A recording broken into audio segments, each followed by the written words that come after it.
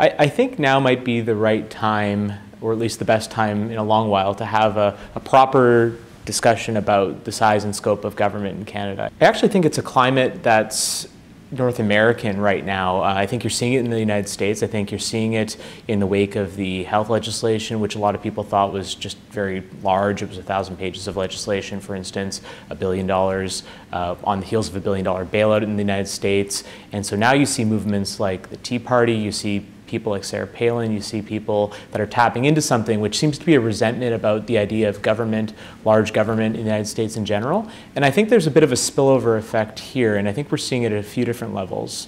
Tim Hudak in Ontario hasn't released a lot of policy yet, but one thing he has tapped into is an extraordinary resentment of the HST in Ontario.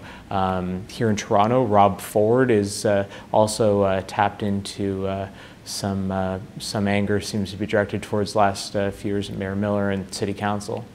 The Conservative government always has to address sort of two parts of its coalition. One part of that coalition is sort of a libertarian-minded, smaller government part of the base, and then the other one is a maybe more traditional conservatives, social conservatives, red Tories mixed together. But that one part of the base that sort of is a little bit mistrustful of government, I think that you've seen that some acknowledgement of them lately. I mean, one of the reasons that the Prime Minister's team gave for the census flap a while ago was the question, a legitimate question of whether the state should be in the business of, holding jail time over the heads of people that don't complete government forms. And so sort of a question about government's role there. Another one is the gun registry, which is in the news right now.